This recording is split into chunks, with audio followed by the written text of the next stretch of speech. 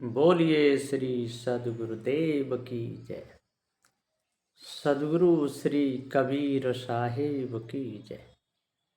विश्व वंदनीय संत सम्राट बंदी छोर सदगुरु श्री कबीर साहब जी, मेरे हृदय मंदिर के आराध्य परम पूज्य सदगुरु श्री महंत साहब जी, पूजा के योग्य सभी संत समाज में चरण कमलों में सिर झुका के तेरे बार बंदी करता हूँ। बोलिए श्री सदगुरुदेव की जय। आज देखो संसार में काफ़ी समय से होली का त्यौहार चल रहा है और लोग होली को जलाते हैं।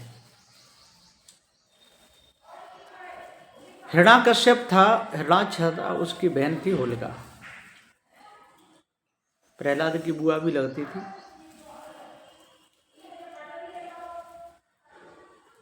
प्रहलाद को जब निकाल दिया था हिरण्याकश्यप ने घर से, तो होलिका उसको पकड़ने के लिए निकली, देखने के लिए कि मेरा भतीजा कहाँ गया। खोजते खोजते खोजते खोजते तो दूर निकल गई, तो शाम हो गई। शाम हो गई तो बहुत सुंदर थी, राजा की लड़की थी। उसके पीछे बहुत से लोग लग गए थे, बहुत से वैसे लोग बिगड़े हुए।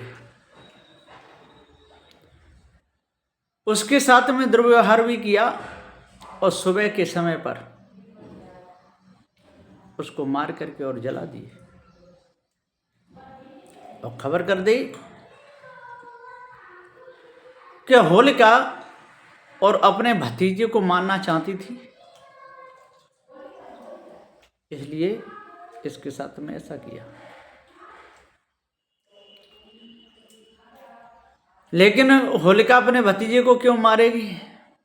और लोग ये भी कहते हैं कि उसे वरदान लगा था कि जो भी उसकी गोद में बैठेगा वो जलेगा। होलिका नहीं जलती थी, ऐसा उसे वरदान था। ये बात बिल्कुल झूठ है, सत्य नहीं। और एक कथा आती है कि एक गांव में एक भूतनी आती थी। भूतनी आती थी तो पूरा गांव परेशान था। तो एक बहुत सिद्ध बाबा आए, उन्होंने कहा कि भूतनी आपके गांव से भाग जाएगी, उसे घी की आहुति बहुत पसंद आएगी, और जैसे ही आवे तैसे चारों ओर से और अग्नि लकड़ी में जला करके कपड़ा लगाओ बापे डंडाओं पर और तेलम भिजा के चारों से घेरो, तो हवन कुंड में डाल के जला दो। इसी प्रकार से सारे गांव के लोगों ने हवन बनाया और घी जलाने लगे। घी की सुगंध से भूतनी आ गई। उससे भी कहा तू भी आहुति डाल, तो वो भी डालने लगी।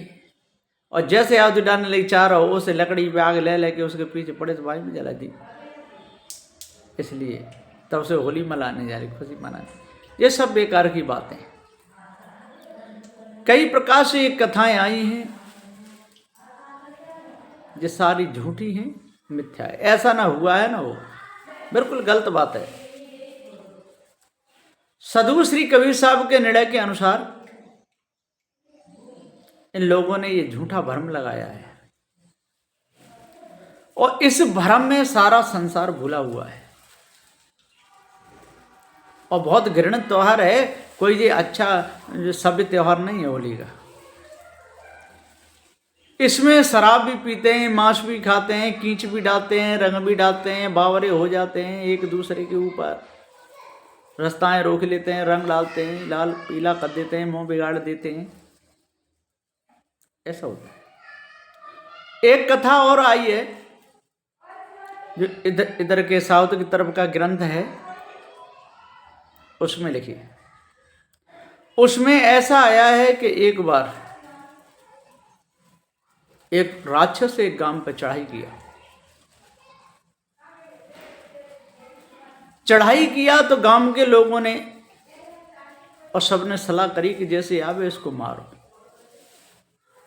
तो उसके साथ हम बहुत थे, मारा मार हुई। मारते मारते मारते मारते वो खून में नहा गए।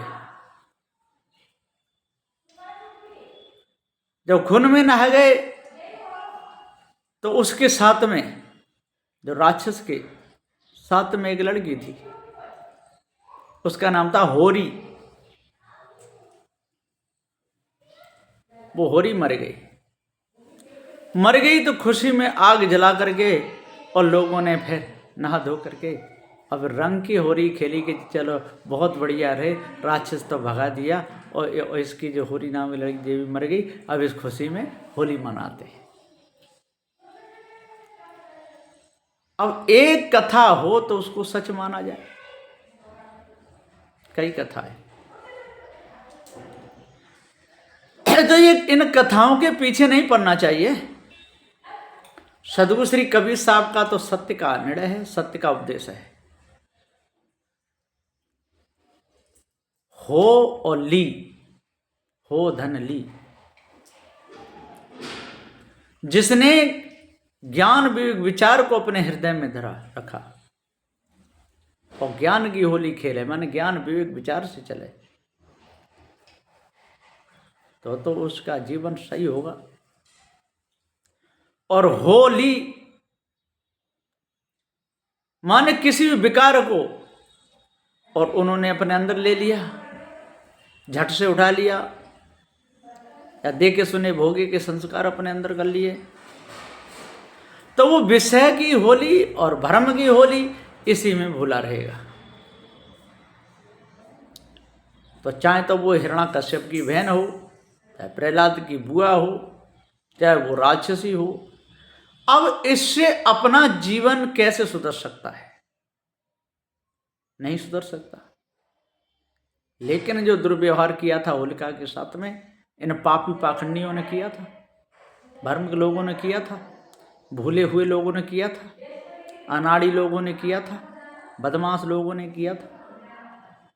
उन कहानियों के माध्यम से मैं बता रहा हूं और सदगुरु श्री कबीर साहब के निर्णय से अनुसार से मैं बताऊं तो ये सब पॉप कथाएं हैं, झूठी कथाएं हैं।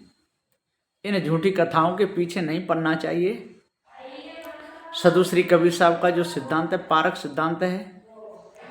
विषय विकारों को अपने अंदर से निकालना चाहिए, भ्रम को दूर करना चाहिए। पारकी सदगुरु श्री कबीर साहब का सत्य न्यायालय का जो उपदेश है, बीजक है। बीजक को पढ़ करके और सत्य को अपने अंदर उतारना चाहिए और झूठ को छोड़ देना चाहिए। क्योंकि सारा संसार तो समझेगा नहीं, कब तक समझाओगे? सारा संसार तो कुत्ते की पूंछ है ना। कुत्ते की पूंछ शायद सीधी नहीं होती, और हो भी गई तो कुत्ता पागल हो जाता है। इसी प्रकार से ये लोग सीधे होते नहीं, और थोड़ा बहुत उनको ज्ञान हो जाए तो पागल हो जाते हैं, अहंकार में आ जाते हैं, कुछ का कुछ करने लगते हैं।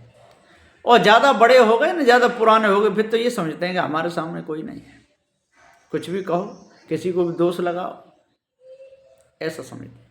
लेकिन ऐसा नहीं, कर्म नहीं छोड़ता है। कर्म ना ज्ञानी को छोड़ेगा, ना अज्ञानी को छोड़ेगा, ना बूढ़े को छोड़ेगा, ना बच्चे को छोड़ेगा।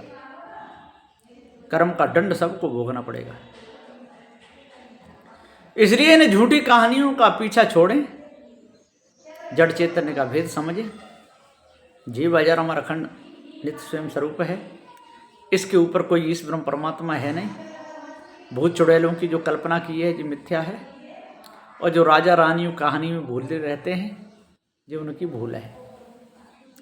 तो इस भूल को अपने अंदर से बिल्कुल निकालें, और जब भूल आपके अंदर से निकल जाएगी तो सभी प्रकार का भ्रम आपके अंदर से निकल जाएगा, आपके भेद पूरा समझ में आ जाएगा। तो पारखी सदगुरुदेव की शरण में लगे और जी ईश ब्रह्म आत्म परमात्मा की कल्पना को त्यागें, भूत चुड़ैल तंत्र मंत्र जादू टोना की कल्पना को त्यागें, और अविनाशी चेतन जीव बाजार हमारा अखंड नित्य स्वयं स्वरूप है। सदग्रंथ बीजक को भाव से पढ़ें। मैं सभी संत गुरुजनों के चरणों में सिर झुका के 3 बार बंदी करता हूँ। बोलिए श्री सदगुरुदेव की जय। साहे बंदगी, साहे बंदगी, साहे बंदगी।